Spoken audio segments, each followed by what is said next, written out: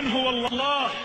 الله الله هو الرب، هو الإله، هو الواحد، هو الأحد، هو الرحمن، هو الرحيم، هو الملك، هو القدوس، هو السلام، هو المؤمن، هو المهيمن، هو العزيز، هو الجبار، هو المتكبر، هو التواب، هو الواسع، هو الكريم، هو العفو، هو القدير، هو اللطيف، هو الخبير، هو السميع، هو البصير، هو النصير، هو القريب، هو المجيب، هو الرقيب، هو الحسيب، هو القوي، هو الشهيد، هو الحميد، هو المجيد، هو المحيط، هو الحفيظ، هو الحق المبين، هو القهار، هو الخلاق، هو الفتاح، هو الودود، هو الغفور، هو الرؤوف، هو الشكور، هو المتعال،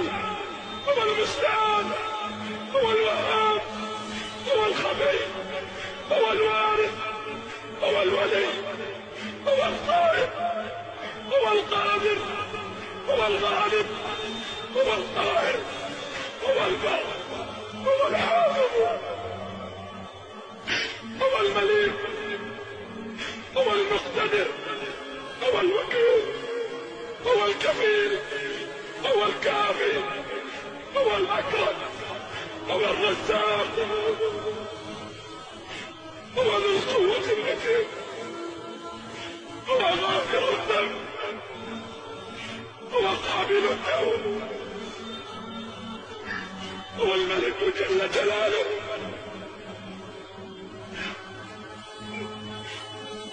لا إله إلا الله ذلكم الله. لو أن أشجار البلاد جميعها الأقلام تكتبها بكل بنان، والبحر تلقى فيه 7 أبحر لكتابة الأسماء كل زمان نفدت، ولم تنفد بها كلماته، ليس الكلام من الإله. من هو الله؟ الله الله الله هو الرب، هو الإله.